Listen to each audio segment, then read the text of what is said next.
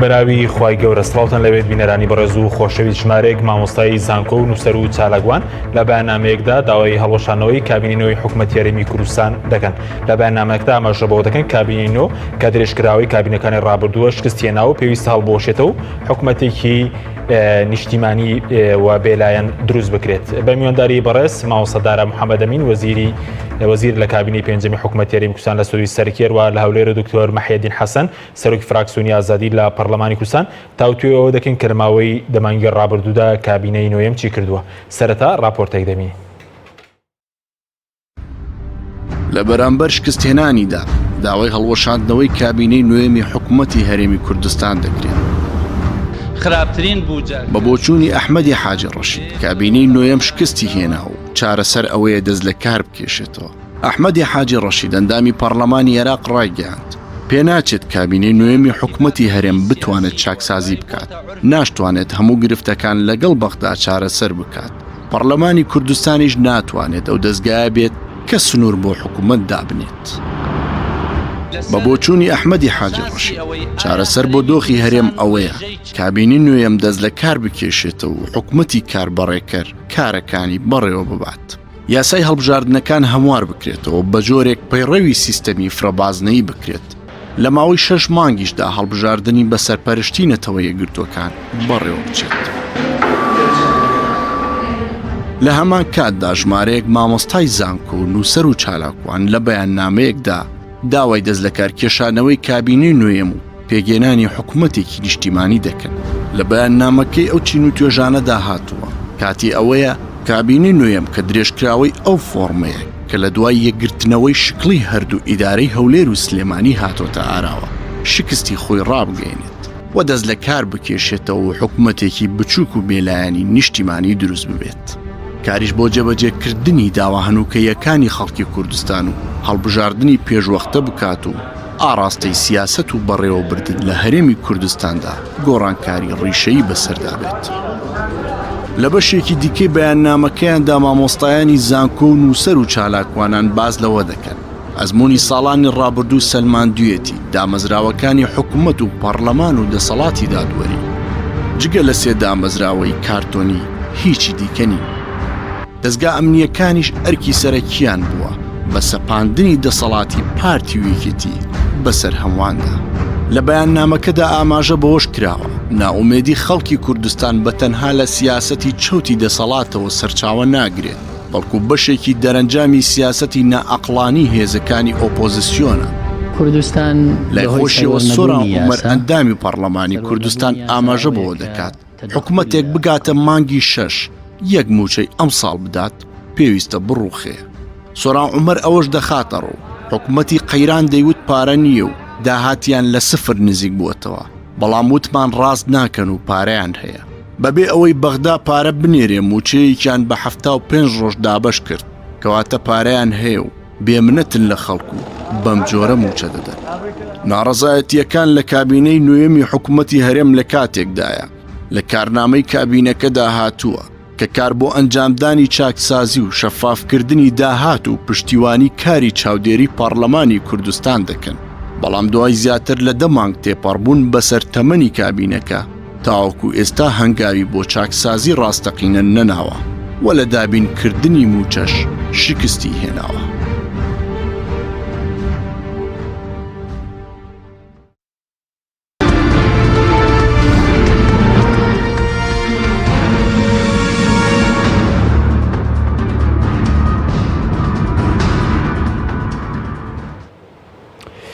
جارێکتر سڵاوتان لەبێت بینەرانی بەڕێز سوپاس بۆ میوانەکانمان مامۆستاوە خێر بەنگل لە بەڕێستانەوە دەست پێ بکەین.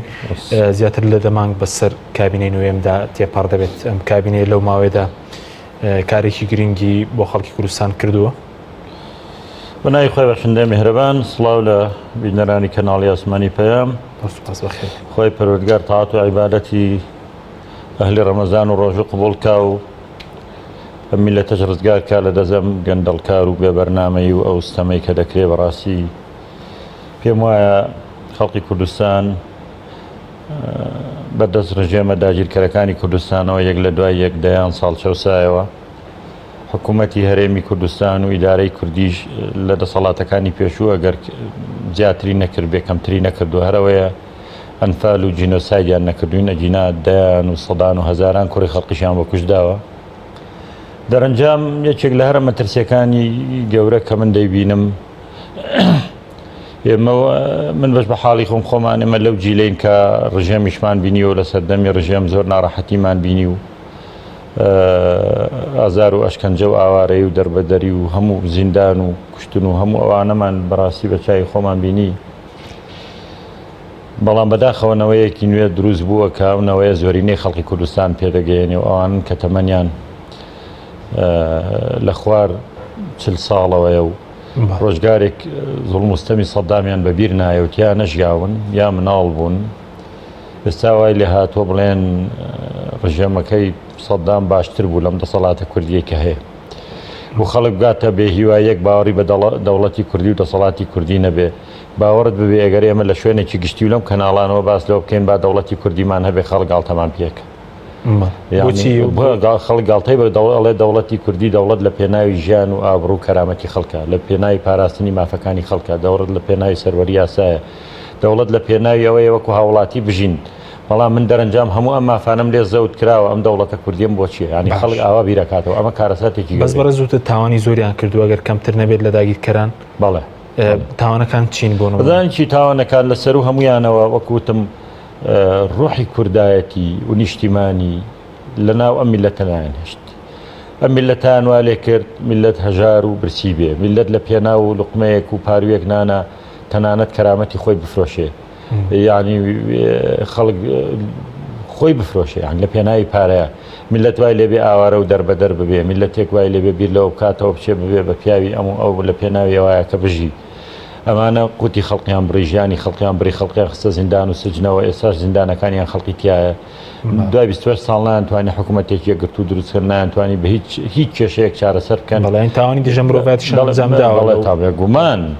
من ئەڵێم تاوانی دژە مرۆڤایەتیان ئەنجام داوە تاوانیان دژی تاوانی کوشتن و زیندانی و ئەشکەنجەدان و پێشێلکاری مافی مرۆڤ و نانبڕین و هەتیکردنی کەرامەتی خەڵکو و هەموو ئەمانە بەڕاستی لەم حکوومەتە بیندراوە بەداخەوە ئێڵم لە ماوەی ئەم 28 ساڵەیە ئێمە نەمانتوانی هیچ بکەین. زۆر جار ئەڵێن بەداخەوە ئێڵم هەندێک لە پیاوانی دەسەڵات پەرلەمانتارانی دەسەڵات نازانم ئەوانی سەر بە دەسەڵاتن باس لەوە کە نەڵێن بابە ئێمە نابێ خۆمان بەراوردکەین لەگەڵ بەغدا و بەغدا خراپترە و چۆن وایە من وای نبینم بەڕاستی. عێراق وڵاتێکە لە 2023ەوە سەدام ڕووخاوە لەو ڕۆژەوە لە جەنگ و شەڕ و ئاژاوە ئاژی. عێراقێک شیعە و سوننە و کورد و عەرەب و تورکمان و ئاشووری تایە. عێراقێک دایان وڵات دەستی تێخستووە. عێراقێک شەڕی تایفی و مەذهبی تایە. عێراقێک شەڕی ئیسلامی ئەڵمانی تایە. عێراقێک شەڕی ئەمریکا و عێرانی تایە. هەموو ئەمانەی تایە بەڕاستی عێراق ئەگەر کاولیش بێ هیچ گلەی لێ ناکرێت بەڵام لەگەڵ ئەوشە تا ئێستا موچەی خەڵک دوا نەکەوتووە. بەس لە هەرێمی کوردستانە ئێمە لە هەرێمێک ئاژین هەر کورد زۆرینەیە هەر کورد حاکمە هەر کورد خاوەن بڕیار بەدەستە حساب ئێمە پیاوی بێگانە نین ئێمە داردەستی کەس نین شەڕی مەذهبیمان نییە شەڕی تایفیمان نییە 28 ساڵ ڕژێمی باز لە ناوانە نەماوە دۆستەکانمان یارمەتیمانە دەن ئێرانە بە حساب هاوکاریمانەکە تورکیای ئەمانکە ئەمریکا ئەمانکە کوڕە بەغداش خێرمان پێک بۆ تا بەم بۆنێ گەژنی ڕەمەزانەوە لە پێناویەوەی وەکو شاباشێک کە ئێمە مستەفا کاڵزمیمان دانەوە بە سەرۆکوەزیران بە بێ مقابل 400 ملیارد دیناری ناردووە ڕزامەندی داوە بەیانیش پارەکە دێ بەڵام ئەمە تەنها شاباشیەوەیە کە دامان ناوە لە مقابلی چی ناردوێتی هەچەند بەڕاستی گوێم لە هەندێک کەناڵەکانی سەر بەدەسەڵات بۆ ئەمڕۆ دایانگوت 50 ملیارەکەی کەمە لەنە کۆیەمان نەوتەکان زۆر ناردبێ هەموو شتێکیان ناردبێ و بەغدا قەرزادیشان کردەوە وەڵا پارەکە ناردوتە 50 ملیاری کەمە کورە ئەمە وەکو خێر پێی کردوون شەرمەزاریە بۆ کوردستانێک کە ئەم هەموو خوێن و خەباتەمان ڕشت کوردستانێک کە پێمان وابوو دەبینە دووبەی دەبینە سەنگافورە کوردستانێک پێمان وابوو دەبینە یەکێک لە وڵاتانی ئەوروپی لە پێشکەوتنە کوردستانێک لە ڕیزبەندی دەیەم بین لە داهاتی نەوت و لە یەدەگی نەوت و کوردستانێک لە ڕیزبەندی دەیە یەکەمی سەر زەوی بین لە یەدەگی غاز و بەرەمهێنانی غاز و کوردستانێک ئەم هەموو سەرەت و سامانەی هەبێ کوردستانێک دەوڵەمەندترین وڵات بێ لە ئاوی سەرزەوی و ژێرزەوی کوردستانێک ئەم هەموو خێر و بەرەکەتەی هەبێ خەڵک لە مانگی 6 موچەی مانگی یەک وەرگێ ئەمە شەرمەزاریە بەڕاستی ئەی کوا سیاسەتی ئابووری سەربەخۆ کوا سیاسەتی نەوت کوا و کەسانەی کە بە ئێمەیان دەگوت ئەو وەزیری سامانە سروشتیانەی لە ساڵی 2007 من خۆم لە کۆبوونەوەکە بووم ئەیگوت کوردستان وای لێ دێ لە 2020 لە ڕۆژێکا 5 ملیۆن بەرمیل نەوت بنێرینە دەرەوە ئەمانە هەمووی بە دیکۆمنت ماوە بەڵام کێشە نییە شکستمان خواردووە سەرڕای ئەمانە ئەم دەسەڵاتە ئێمە نایە دانی پیا بنێ بڵێ بابە ئێمە هەڵە بووین شکستمان خوارد نەمانزانی تەجروبەکەمان وابوو قۆڵیان بڕین دزیمان لێکراب یعنی ئەمانەش داڵێ ئەمە کارەکەم دواتر هەڵسەنگاندن بۆ کارنامەی کابینی نوێم دەکەین دکتۆر جەنابی شت بەخێر بێ دەمەوێت سەرنجی بڕەش بزان لەسەر کابینەی نوێم و لەو ماوەیەدا کە زیاترە دەمانگە تێپەڕ دەبێت چی کردووە بۆ خەڵک وە سەبارەت بەوەش کە لەسەر تای کارنامەکە کە لە بەردەمەوە خوێنرایەوە باز لەوە کرد کە زەمینەی لەبار بۆ چاودێری کاری پەرلەمانی و پشتیوانی چاودێری کاری پەرلەمانی کوردستان دەکەن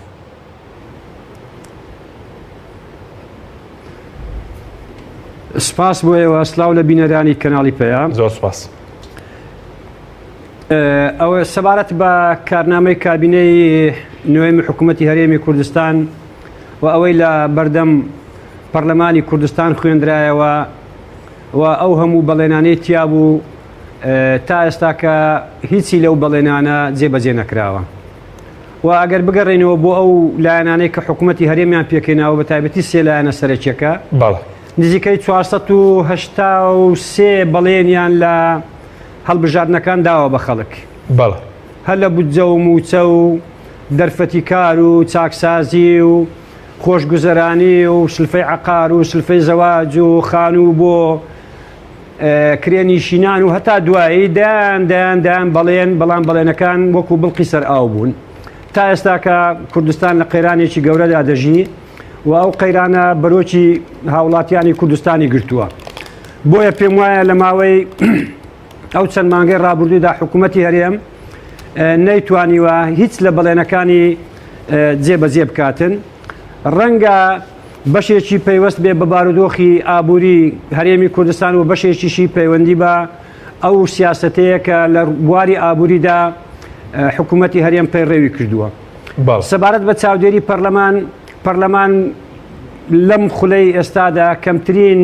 ڕۆڵی چاودێری بینیوە بۆ سەر کاروبارەکانی حکوومەت یەکێ لە ئەرکەکانی سەرەکی پەرلەمانی کوردستان بریتێ لە دانانی یاسا دووەم چاودێریکردنی کاروبارەکانی حکوومەت و پەسەندکردنی بودجەی هەرێم ئێمە بۆ خۆمان دەزانین لە ئەوە ماوەی 6 ساڵە بودجە بۆ پەرلەمانی کوردستانە بە پاساوی یاخود بە بیانووی ئەوەی کە حکوومەتی عێراقی بودجەی کوردستانی بڕیوە بەڵام لەگەڵ ئەوەشدا کە بودجەش نییە وەکو دەڵێ ژمێرەی کۆتایی یاخود حیساباتی ختامی تا ماوەی ئەم 6 ساڵە ئەو 5 ساڵی ڕابردوو تا ئێستا ژمێرەی کۆتاییش بۆ پەرلەمان نهاتەوە بە بەلایانی کەم بۆ ئەوەی ئاگاداری خەرجەکانی حکوومەت بێن نەک داهاتەکان و کەم کەس هەیە لە پەرلەمان بزانێ حکوومەت داهاتەکانی چەندە وە چۆنی خەرج دەکا هەموو بڕیارەکان لای حکوومەتە و حکوومەت هەموو کاروبارەکان بڕێوە دەبات باڵە بەس سەبارەت بەوەی کە ئێوەی نەتانتوانیت لێپرسینەوە بکەم بەوەی کە بەڕێزت دەڵێ 483 بەڵێن لە بەرنامەی هەڵبژاردننی و سێلانەی پێکێنەری حکوومەت بە خەڵکدا بەڵام جێبەجێ نەکراون و بە بەڵقی سەر ئاو ناویان دەبەی کارنامەی بڵین کابینەکەش ئەی پەرلەمان مادام ئەو بەڵقی سەر ئاوی ڕۆڵی پەرلەمان چیەنی هیچ لەلایەن فراکسیۆنەکانی ئۆپۆزیسیۆنیشی چاوڵێک نەدراوە بۆی کە لێپرسینەوەیان لێ بکەن ڕەنگە ژمارەی ئەندامانی ئۆپۆزیسیۆن ئەو 4 فراکسیۆنەی کە لە پەرلەمان هەنا ژمارەکان بەشی ئەوە نەکاتن بتوانین لێپرسینەوە و لێپێچینەوە لە حکوومەتی هەرێم بکاتن و چەند جارێکیش میوانداری هەندێک وەزیری بەڕێز کراوە بەڵام کارەکان لە چوارچێوەی چاودێریکردنەوە بە زیاتر بە مەبەستی ئەوە بووە کە پرسیاریان ئاڕاستە کراوە و تا ئێستا کە پەرلەمان نەیتوانیوە نەکرد ئەو خولە لە 4 خولەکەی ڕابردووش بە درێژایی ماوەی ئەو 28 ساڵە پەرلەمان نەیتوانیوە تا ئێستا کە لە ماوەی ئەو 28 ساڵە متمانە لە یەک وەزیر بسەنێتەوە لە یەک بریکاری وەزیر بسەنێتەوە نەیتوانێت کەس لێپێچینەوە لێ بکە و کەس سزا بدرێت بۆیە پێم وایە پەرلەمان ڕۆڵی بەگوێرەی پێویست نییە و نەیتوانیوە تا ئێستا کە ئەو ڕۆڵە گرنگەی خۆی ببینێ لە چاودێریکردنی کاروبارەکانی حکوومەت. باشە ئەی سەبارەت بۆی کە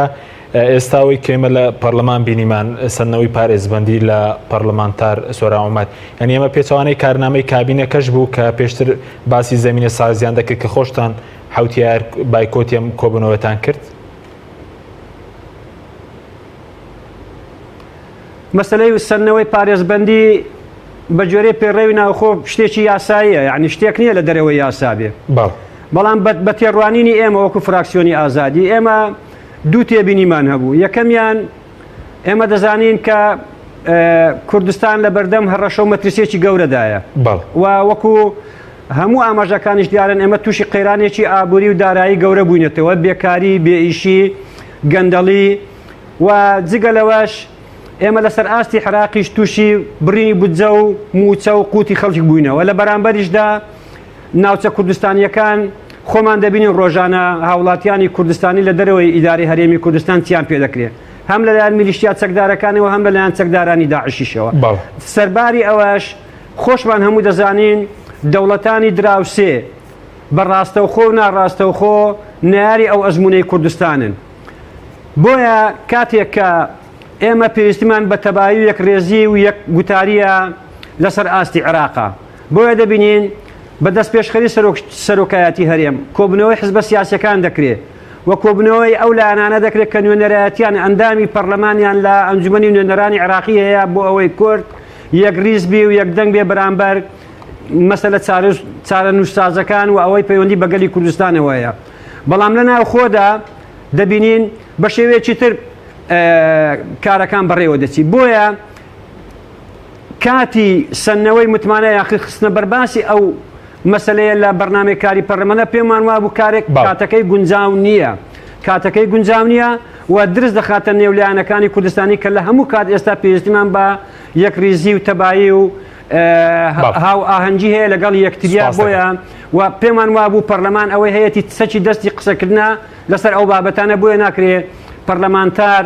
متمانەی لێ بچێتەوە بەو شێوازەی کە هەیە. بەڵێ سوپاس دەکەم. دەگرێم وڵا دواتر سەیزات لەسەر مەسەلەی کارنامەی حکوومەت دەکەیت. مامۆستادارە گەڕێم وڵای بەڕێز سەبارەت بە کارنامەی حکوومەت کۆمەڵێک بەڵێنی تێدا بوو لەبارەی شەفافیەتەوە، لەبارەی چەکسازی ڕاستەقینەوە، لەبارەی باشکردنی کارەبا کە باسی چارەسەری بنەڕەتی جێبەجێکران ئەو بەڵێنە. وڵاهی من پوختەی کارنامەکەی حکوومەت ئەگەر خاڵ بە خاڵی سەریکەی پێم وایە پێش هەموو کازە بێ حکوومەتی هەرێمی کوردستان بێ داوای لێبدن لە خەڵک بکە من هۆکارەکان لاوەکی خەڵک نایزانانی هاوڵاتی بۆچی داوای دەبێت داوا لێبردن کا بڵێ نەمانتوانی هیچ خاڵێک لە خاڵەکانی ئەم کارنامەیە جێبەجێ بکەین و ئەمەش هۆکارەکانە ڕوونکردنەوە بۆ خەڵکدا. بۆ نمونە بەس بڵین دەمانک کەم نیە مامۆستا دەمانک نەخێ بە هیچ شێوەیەک ئەڵێ مانگەشە و سە لێوارە دیارە خەڵک لە 100 ڕۆژە بەرنامەکانی کاری خۆی دەست پێک دەمانگ زۆر زۆراوان زیگە بینەوە لە ساڵێک بۆ نمونە لە کارنامەی حکوومەت هاتووە پرۆژەی چاکسازی باشە ئەڵێ تەڵانە مارکی ئەو لایەنانەیە کە بەشداری حکوومەتن و معلومە ئێستا بە ناو سێ لایەن بەشدارن و ئەوانە بەرپرسن لەم کارنامەیە کە چی کراوە چی نەکراوە. خاڵ یەکەمیان ئەڵێ بەرنامەی چاکسازی دانێن لە موچە و موچەی خانە نشین و ئەو بابەتانە. حکوومەتی هەرێمی کوردستان دوایەوەی ئەم پرۆژە یاسایە زۆر دەمێکە کاری بۆکرێ خولەکانی پێشووە هاتە ئەم خولە دوجاریش لەژێر فشارێکی زۆر و ئەم لاولا یاسایەک دەرچوو کە هێشتا بەویستی خودی پەرلەمانتارانیش نەبوو بەڵام ئەم یاسایە ئێستاشی لەگەڵ بێ جێبەجێ نەکراوە. دوجار بڕیاریان داوە موچەی پلە باڵاکان ببڕن بیکەنە نیوە ئەمە شتێکی باشە بە پێی یاسا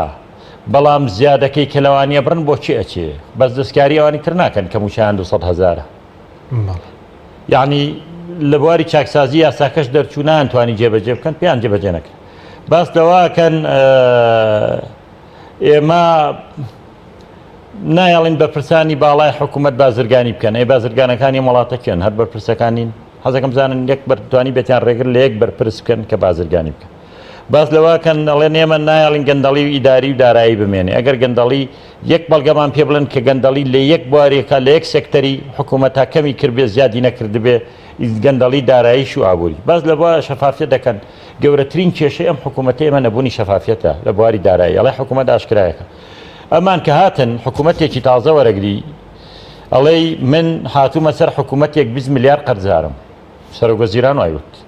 بەس بۆ خەڵقی ڕوونەکەمەوە ئەم 20 میلیارە بە چی قەرزارە نەیتوانی بۆ خەڵک ڕوون کاتەوە بۆ 20 میلیارد قەرزارین قەرزەکانی کێن لەکوێ وەرگیراون بۆچی سەرف کراون نانتوانی پێمان بڵێن ئێستاش ئێمە نەوتمان هەیە ئەو داتایی کە ئەوان نایڵێن سۆمۆ پێمانەڵێ بەس بە بۆری نزیکەی 600,000 بەرمیل لەوت ڕۆژانە ئەڕوا بە بۆری بێجگە لە سنوورەکان ئەم 600,000 بەرمیل لەوتە چۆنە فرۆشێ چەندیەتەوە حکوومەت و چەندیە درێ بە کۆمپانیەکان و ئەم پارەی دێتەوە چۆن سەر بکرێ لەگەڵ ئەوەی بەغا یعنی ناکرێمە ڕوونکەنەوە ناکرێ بڵێن ئێمە ملیارێک دۆلارمان لە ڕۆژنەفتی ڕووسی وەرگرتووە بۆ کوێمان سەرف کردووە ناکرێمە بە خەڵک بڵێن ئەی ناکرێمان بە حکوومەتی تورکیا بڵێن ئێمە دوو وەج بە پارەمان جاری 500 میلیۆن دۆلارمان لە تورکیا وەرگرتووە ئێستا خەریکی نەیدەینەوە بە فایدە بۆچی وەرتانگرت پێویستەکانتان چی بوو چۆن ئەیدەنەوە چەندی درایە چەندی ماوە خۆمە جەریمە نییە یان ئەگەر باوکێک لە ماڵە ئیفلاس بکە ئەگەر بۆ ئەندامانی خێزانەکەی ڕوون کاتەوە بۆ ئیفلاسی کردووە چی لێ بەسەر هاتووە ئەمە حاڵ و گوزەرانمانە سارەکەمە فرۆشم خانوەکەمە فرۆشم قەرزار بۆم ئیفلاسم کرد ماڵم ناڵەکەشی فشاری ناخاتە سەر ئەڵێ باوکمان ئیفلاسی کردووە حاڵەکەی زانین بەس ئێمە حکوومەت دەبینین هەموو ساڵێ وەنەوشەکان تازاکات حکوومەت ملیارەکانی لە دەرەوەی هەرماوە بەرپرسەکان هەر لە جێگای خۆیانن بزنسەکانیان هەرماوە کۆشک و تەلارەکان هەرماوە مەسرفەکان لە جاران زیاتر بووە کاکە ئێمە هەموو ئەم قۆناغانەمان بڕیوە ئەم بەرپرسانەی ئەمڕۆ حکومی ئەم وڵاتەکەن هەر هەمووی دوێنێ پێشەوە پێشمەرگە بووین لە شاخ بووین لە شار بووین لە هەر شوێنێک بووین هیچ کەس خاوەنی هیچ نەبوو بەرپرسەکەش ئەو پەڕی ئەگەر ئێسترێک ئەسپێک گوێدرێژەکە وایە سواری ئەبوو لەوە زیاتری پێ نەبووە پێڵاوەکانیش ئەگەر خەڵک بۆی کڕی بێجووتێ پێڵاوی باشی لە پێیان نەبووە خاوەنی سیارەش نەبووە مەگەر جێبێکی شەڕی پێ بوو بێ هاتوچۆی کردبێ ئەو کاتا پێشمەرگەش ئامادە بوو گیانی خۆی بە کوشدا چونکە بەرپرسەکەش هەرە و ساوەڕەیە خوارد کامەی خوارد هەرو پێڵاوی لە پێ بوو کام لە پێی بوو بەڵام ئێستا کە ئیبینێ ئەو لە ئاسمانەوە ئەمیش لە عەرزایە ئەو خاوەنی ملیارات و ملیۆنەوە ئەمیش نانیە بیخوا کاکە خانەنشینێک 220,000 وەرەگرێ هێشتا مانگی چواری پاری وەرگرتووە وەکو خێریشی پێ بکەن موچەکەش لە ئاخر وەزارەت ئایدەنە جاری وایە نایدەنێ ئەمە ئیهانەیە بە کەرامەتی مرۆڤ بە کەرامەتی خەڵکێک کە پەککەوتەیە کە پیر بووە کە دەستی لە هەموو شتێک بڕاوە یعنی لە وڵاتەی ئێمە ئەوڵێن ئەوە لە کارنامەکە هەیە باری گوزەرانی خانەنشینان باش دەکەین باشیان کە توانیوانە 1 سنت 1 دۆلار 1 دیناریان بۆ زیادکەن توانیوانە معاشەکان تو ئەرمانگێک پێشخەن ینی 2 ڕێژ پێش خەڵکی تر وەریگرن توانیوانە وای لێ بکەن کە خانەنشین قەرزەکەی لەسەریانە هی 1 مانگی بدەنەوە ئەڵێن باری گوزەرانی کەمەندام چاکەین کەمترین موچەی کەمەندامە کە دەست و قاچی نییە کە شەلل دەماغیەتی 150,000 درێتێ هێشتا موچەی مانجی حوتی پاریان ئەمڕۆ وەرگرتووە موچەی مانجی حوتی پار کە 150,000 وەکو خێریان پێ بکەن لە تەواوی دنیا کەمەندام و پیر و پەککەوتە زۆرترین موچەی هەیە ئەمانە بابە خەڵقیشان سوک کردووە باش ئاکرێ وەزیرێک پەرلەمانتارێک 6 میلیۆن وەرگێ جگە لە بزنس و تیجارەتەکان بەس کەمەندانێک 150,000 هەبێ هەویشی مانگی حوتی پار بیدەیە ینی ئەمە کامەی ئەو چاکسازەیە کە کراوە چاکسازی لە بواری کەرتی تەندروستی یەکەین چی کراوە کۆرۆنا هات خەڵقی خێرخواست خەستخانەی دروست کرد ئەوانەی ئەهلی خێر و ئەوانە بوون کە خەڵکی پێ کە خەڵک پێوتن ئەمانە پارابن بۆ حەج و عەمرە و ئەمانە هەروانە بوون لە فریا خەڵکەکە خواردنیان دابەش کرد و خەستەخانەیان دروست کرد هەرحاڵ یانی ئەگەر بکرێت چەند بوارێک دوای باس دواترگەرم وڵای بەڕێزت دکتۆر بگەرەمە وڵای بەڕێزت سەبارەت بە مەسەلەی بۆ چاکسازی و مەسەلەی داهاتینەوت ئەوەی کە لە 2019 لە کۆی بڵین 8 میلیار و 500 میلیۆن دلار 3 میلیار و 500 میلیۆن دلار هاتووە وەزارەتی دارایی بە خاڵە سنووریەکان حکوومەت پێشتر بەڵێندا بوو کە ئەم گەندەڵیان ڕاگرێت ئێستاش تاڵانی خاڵە سنووریەکان و تاڵانی بوارینەوت هەموو یار بەردەوامە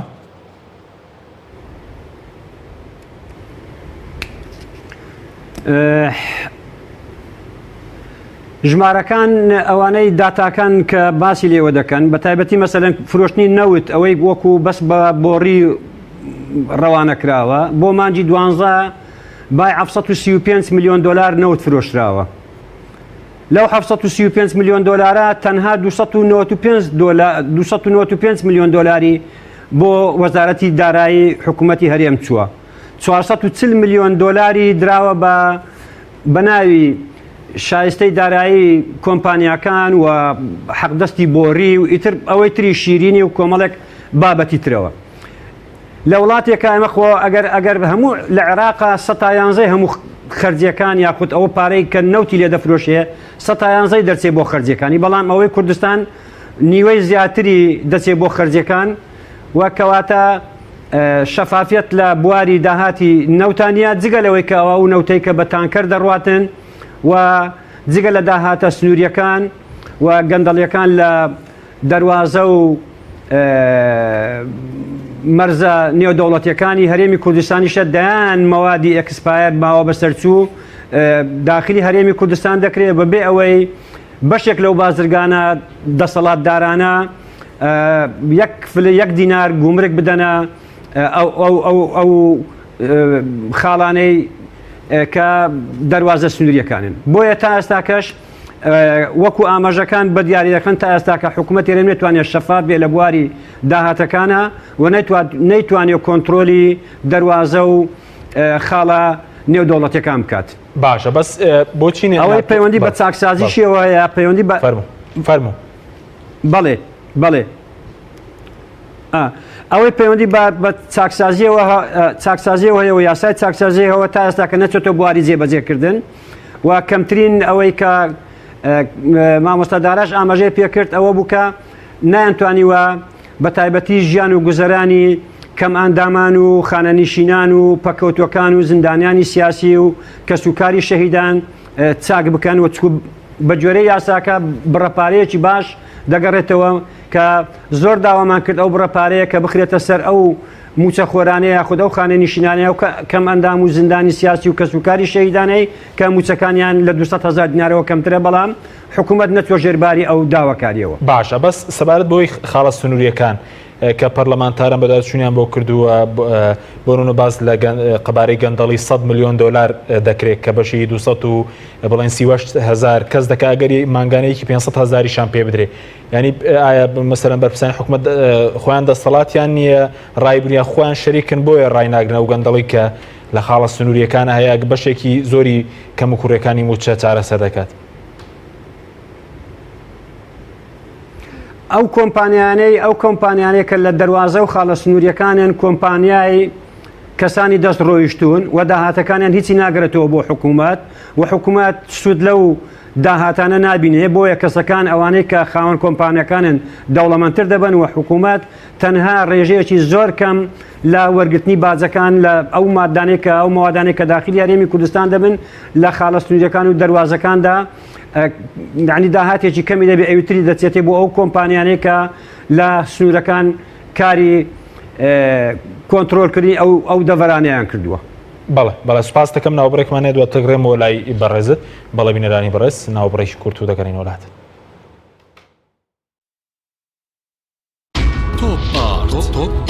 تاکە بریکاری تۆڕی میدیایی کۆمەڵ بۆ دروستکردن و بڵاوکردنەوەی ڕێکلام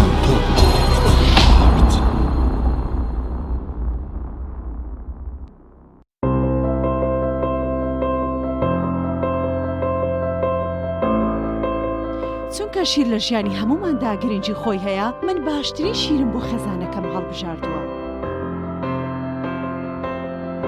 هەموو کات شیری ئاڵتونسا بە منداڵەکانم دەدەم بۆ ئەوەی مێشتێکی چالاک و داهێنەرانەی هەبێت من بە شیری ئاڵتونسا کێک و شیرینی دروست دەکەم شیری ئاڵتونسا ڕۆڵێکی گرنگی لە خێزانی ئێمەدا هەیە 100% سروشتی تامێکی نایە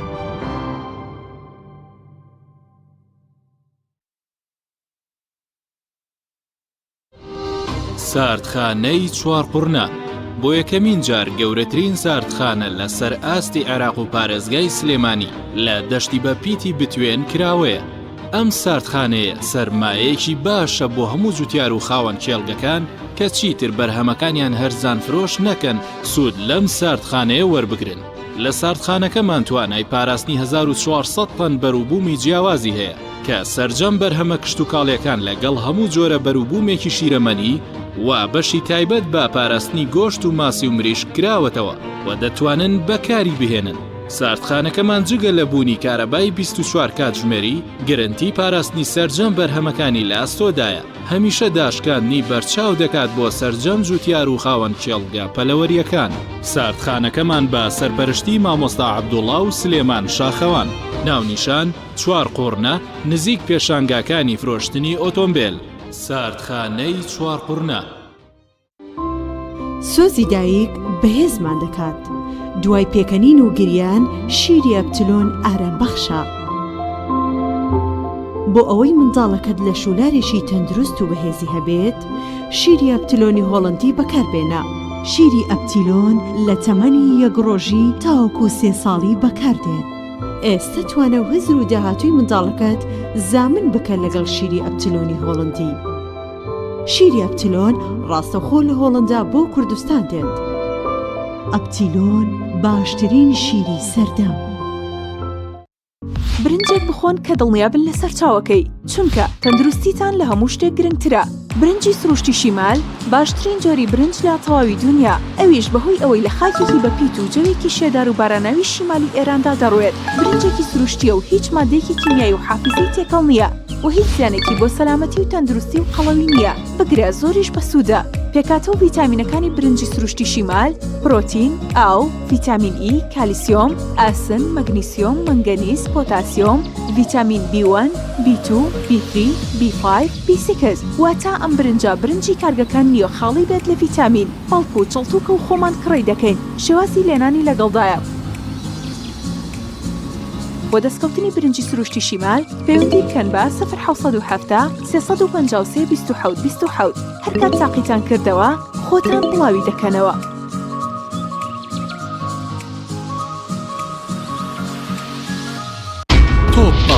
تۆپ تاکە بریکاری تۆڕی میدیایی کۆمەڵ بۆ دروستکردن و بڵاوکردنەوەی ڕێکلام تۆپ.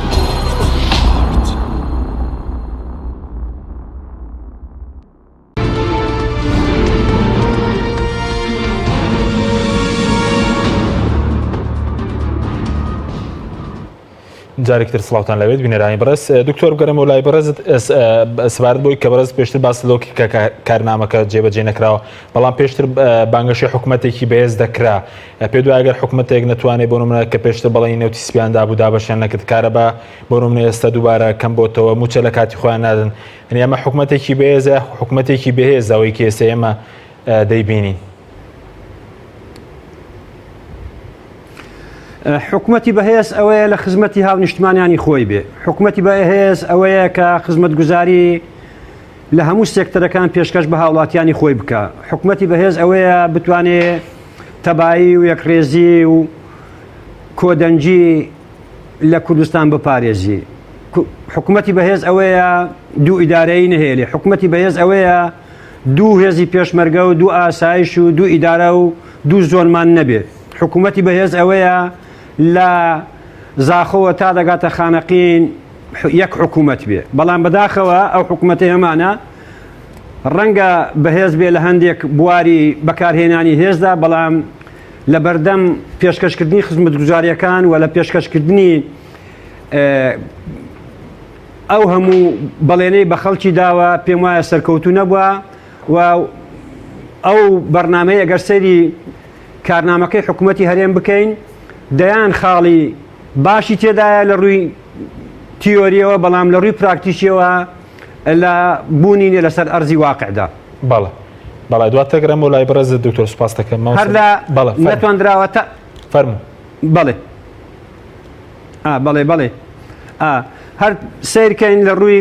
کێشەی کارەبا، خەستەخانەکان، موچە، بودجە، دایان خزمەتگوزار کەرتی تەندروستی، کەرتی پەروەردە، کەرتی خوێندنی باڵا، ئەمە ڕۆژ بە ڕۆژ بەرەوە دواوە دەگەڕێنەوە. بەڵێ سوپاس دەکەم دەگەرم وڵات دواتر ماوسە بگەرم و لای بەڕێز ئەگەر شتێکت ما بێت لەسەر مەسەرەی کارنامەکەن ئەوەی کە دکتۆر باسی کرد کە بوتی باسی حکوومەتی بەهێزەوەی کە خزمەتگوزاری بۆ خەڵک دابین بکات. من و کاک دکتۆر محەدین و هەموو هاوڵاتیەکیش مەگەر خۆی گێلکە ئەو ڕاستیانە زانین کە ئەوەی لە کارنامەی حکوومەت هاتوو حکوومەت نەیتوانیوێکی جێبەجێک. من هەندێکم باس کرد، دکتۆر هەندێکی باس کرد، هەندێکی تر لەوانە با من چەند خاڵێکی بە خێرایی باسکەم. حکوومەت باس لەوە کاڵێ سندوقی داهاتەنەوتەکان دامەزرێنین. ئەم سندوقا ئەمە دەیان ساڵە باسەکرێ، نەدایان مەزراندووە نەداشیە مەزرێنن، لە دەمانگەنان تواری سندوقێک دامەزرێنن، وتیان چاکسازیەکەین لە سیستەمی باجا کووە. ئێستاش کۆمپانیا زەبەلاحەکان نەک باج نادەن، قەرزاری حکوومەت قەرزەکەش نادەنەوە، لەم بێپارەیە. ئەی حکوومەت ناتوانێت دەست بەسەر کۆمپانیاکانیانە بگرێ، ئەم پرۆژە زەبەلاحانە کە پارەی حکوومەت قەرزارن نایدەنەوە پارەی حکوومەتی میلەتە موچەی و خەڵکەیە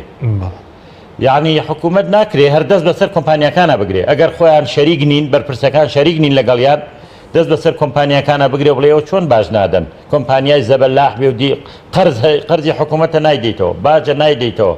یعنی بەڕاستی ئەمە خۆی خیانەتە لە میلەت کە بڕیار بوو بیکە نایان کردووە لە کارنامە هاتووە ڕێزگرتن لە ئۆپۆزیسیۆنی پەرلەمانی کام ڕێزگرتنە لە ئۆپۆزیسیۆن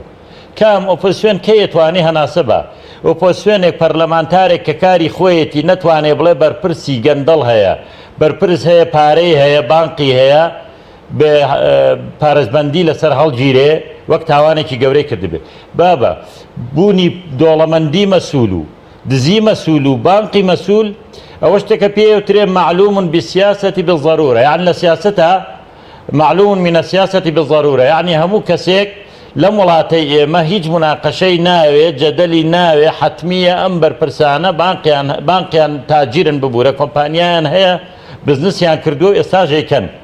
یاری لەسەر قسەیەکی ئاوا بێن پەرلەمانتارێک کە دیفاع لە مافی خەڵکەکە هاتۆ پێتاڵە خەڵقینە ئێوە حاڵتان وایە بەس بەرپرسەکان ئاوا ئەژین بێن پەرلەمانتارەکە سزا بدەن تۆش لە کارنامەکە تا بڵێ ئێمە بڕیارمانداوە ڕێز لە کاری ئۆپۆزیسیۆنی بگرین و ئازادی بیر و ڕادەربڕین هەبێ بە تایبەتی ئازادی سیاسی بەڵام 100 مامۆستا لە دهۆک هاتوون ئەڵێن موچەکانمان کاغەزێکیان پێ ئەڵێن موچەکانمان تۆ چی بۆ ئەم 100 مامۆستایە 1000 کەسی چەکدارە بی با بەخۆ مامۆستایە ببێ باگری چیش ناسووتێنێ 100 مامۆستا لە پارکێکە بە کاغەزێکەوە هاتوون ئەڵێ موچەکانمان ێ باشە ڕێگای پێ بدە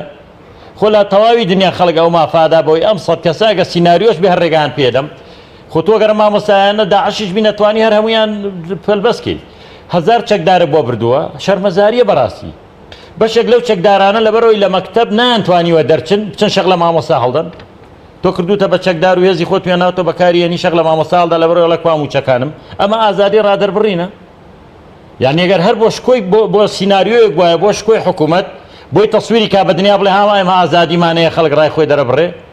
کاکە خەڵک هاتووەڵێ موچەکانم قەچێ ئەمە دوڕۆژ نییە بەرامبەرەوەی کە لە کاتی خۆپیشاندنەکانی عێراق پەیامیان ئەرەسێ بەرپرسانی عێراق دەکردێکی ترە هەموو بەرپرسانی هەرێم دەڵێن خەڵک مافی خۆیەتی خۆپیشاندان کە دەست بۆ خۆپیشاندەران نەبرێ مافی ئازادیان هەیە باشە عەرەبێک ئازادی هەیە خۆپیشاندان بکە بەڵام کوردێک ئازادی نییە عەرەبێک کەرامەتیەوەی هەبێ بێتە سەر جادە مافی پارێزراوە بێ بەس کەرامەتی ئەم کوردە پارێزراوە نەبێ بڵێ بێ بە موچەکەم تۆ تەوێ میلەتێک وەکو کۆیلە پەروەەر دەکەی هەر هەناسە نەدا ئەمە پێش هەموو شتێک سوکایەتیە بە هەموو تاکی کورد بە کەرامەتی کورد با بە میلەتێکی سەربەرز پەروەەر دەکەن خەڵک وا فێرکە بڵێ وەکو چۆن سەحابێک هەڵەستێ ئەڵێ بە عومەری کوڕی خەتاب بەڵێ ئەوەی تۆوان نییە کاکە ئیسلامە هەویست خەڵک بە سەربەرزی فێرکە ڕخنە بگرێ لە خەلیفە بڵێ ڕخنەی لێ بگرە سەکەی تۆ هەڵەیە بوو ئەمانە گەرە میلەتان خۆش بوێ خەڵک فێرکەن بوێر بێ غیرەتی هەبێ جورئەتی هەبێ داوای مافی خۆی بکە ئەمانانەی خەڵک کۆی لەبێ کاکە موچە نییە باسیشی نەکەی بێشی داوایەکەی زمان دەبڕم ئەگەر داوات کرد تۆ بەکرێ گیراوی پیاوی داگیرکەری دەستت لە پشتە پابووری پێنجی ئەمە بەڕاستی ئەمە لە کارنامەی حکوومەت تابوو بیکەن لە کارنامەی حکوومەت هاتووە سندوقی خارەنشینی دروزەکەین سندوقی خارەنشینی لەو عێراقی ئەوان پێڵێن گەندەڵ ئەوەندەی پارەتیە حکوومەتی عێراقی بڕیاریدا ئەگەر پارەی لێبڕا لە سندوقی خانەنشینی پارە قەرزکە چکە ئەو پارەی مانگانە ئەبڕێخرێتە سنوقێکەوە لێرە هەربوونی نییە باز لەوە کراوتیان هێزی پێشمەرگە و ئاسایش یەکەخەینەوە نەک یەک نەخرا لەسەر زیینوی وەرتێ خەریک و پەلاماری یەکتری بن وە کاکە زیینوی وەرتێن نە خانەقینە نە شەنگالە نە کەرکووکە بۆ ناچەند خەمیوێ بخۆن زیینی وەرتێش داروبەرد و شاخێکە لە ناوەڕاستی کوردستانە پێشمەرگەی وینی بۆ چییە ئەمە یەخستنەوەی هێزی پێشمەرگەز بوو کە بڕیار بوو بیدەن سەر بەخۆی دەسەڵاتی دادوەری هەر نییە سەر بەخۆی چی بەشی زۆری حاکمەکان لەگەڵ ڕێزم بۆ هەندێکیان ئللا لێرە یەکێتیدا ناون و لەولا پارتی و بەبێ ئەوە بە هیچ شێوەداناندرێ حاکمێک بتوانێت بۆ دەستگای ئاسایش وەرەقەکە ئیمزاکە وەرەقەی بڕیاری گرتن بەبێ ئەوەی جارە پڕ کرابێتەوە لای ئاسایش دای بنێ ئاسایش کە ویستی ئەمر زەید نەفرێک بگرێ شەو خۆی پڕیکاتەوە بڵێ بڕیاری دادوەرم پێ حاکم لە ماڵە خەوت و ئاگای لێنێ وەرەقە سپێکەی پێ ئیمزا کردووە ئەمە کوێی سەروەری یاسا و دادوەریە کاک ئەم وڵاتە تا ئەوەی تیابمێنێ ئەمە گاڵتەکردنە بە ئیدارە و بە حکوومەت و بە یاسا و بە دادوەری و بە هەموو شتێک باس لەوەکەن بۆ نمونە کەرتی پەروەردە ئەوە معلومە باس لەکەین خوێندن چی لە هات و بەرەو کوێ ڕۆی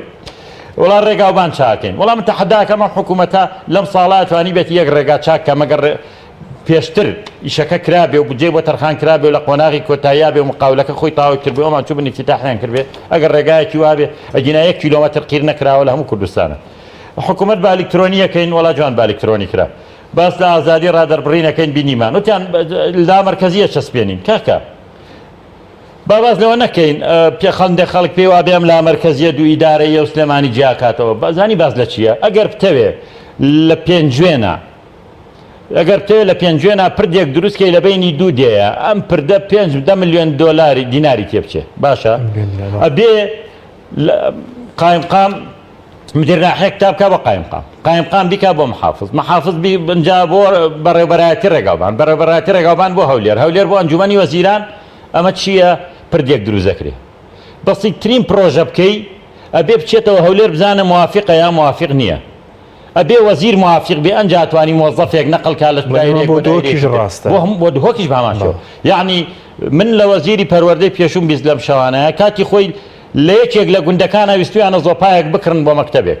مدیری مەکتەب بۆ مدیری پەروەردە و مدیری پەروەردە بۆ وەزارەت بۆ ئەنجومەنی وەزیران و ئەمە بەڕاستی ئەمە شەرمەزاریە گاڵتەکردنە بە خەڵک بۆ کڕینی زۆپایەکی مەکتەب خۆ تاکو جوابی کتابەکەی تۆ 3 ساڵی پێچی ئەوەی بەتەما بێگەر ڕق نەبوو بێتەوە ڕقیژە بێتەوە لەسەربا ئەمە بەڕاستی حکوومەتداریەکان ئاوا کردووە باز لە ئەواکەن ئێمە خزمەتگوزاری زیاد دەکەین ئاو کارەبە ئەزانی وەزی ئاو چییە بن باسی ئەمڕۆت بۆکەم بەم ڕەمەزانە کە پلەی گەرمی لە هەولێران نزیک چلە 7 ڕۆژە لە 8 گەڕێکی هەولێرە ئاو نیە ئاوی خواردنەوە ئەمە یەکێک لە کارنامەکانی حکوومەت بوو پرۆژەی ئاوەگەیاندنی هەموو شوێن و پێداویستەکانی ئاو کارەباوا لە یەکەین و دابینیەکەین و نازانم چی 7 ڕۆژە لە 8 گەڕێکی پایتەختی هەرێمی کوردستانە ئاوی خواردنەوە نیە بەم ڕەمەزانە بابا ئەم حکوومەتە من حەزەکەم بزانم خزمەتگوزاریەکانی لەکوێن باس لەواکەن کەرتی کشتتوکاڵ بەرەو پێش دەدەین پێم وایە چەند ساڵێک کەشتیوانە بووە ئاگاداری جوتیارانی هەرێمیان کردەوە کە ئەم ساڵ ئێمە گەنمتان لێوەرناگرین ئەی فەلاح چۆن گەنم بکات جارێکتر ئێمە گەنمتان ینی بەرحاڵ ئەوە سپاس دەکەم دەگەڕێم وڵاتی دکتۆر گەرم وڵات کاتم زۆر کەم باز وەکو چارەسەر چێ بۆم باردۆخ ئێستا کۆمەڵێک دەنگ پەیدا بوونە داوای پێداچنەوە بە کابینی نوێ یاخود هەڵوەشانەوە و پێکەنانی حکوومەتێکی نوێژ دەکەن حکوومەتێکی بێلایانی تەکنۆکرات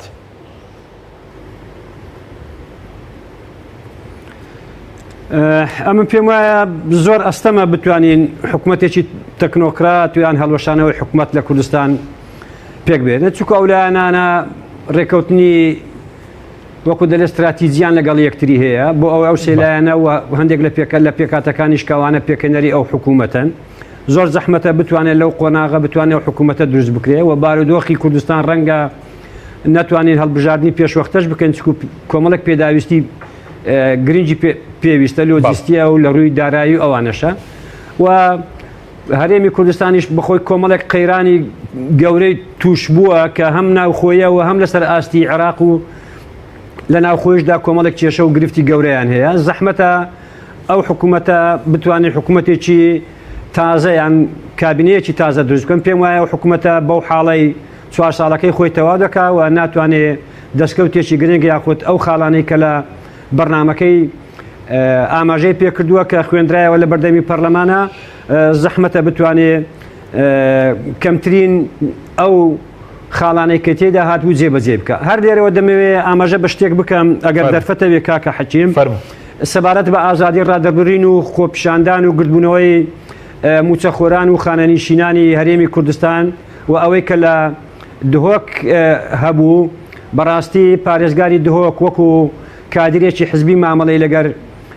لایەنە سیاسیەکان کرد نەک وەکو پارێزگارێک کە پارێزگاری شارێکە و دەبێ بە شێوەیەکی یەکسان و بە شێوەیەک مامەڵە لەگەر هەموو لایەنەکان بکە و هەموو لایەنەکانی تۆمەتبار کرد بە ئەوانەی کە بەشێک لەوانە بە کافری دانان و بەشێکی تری بەوەی کە بەکرێگیراوی وڵاتانی دەوروبەر و دەستی خەڵکی تری لە پشتە بەداخەوە دەڵێم پارێزگاری دهۆک سەرکەوتو نەبوو لەو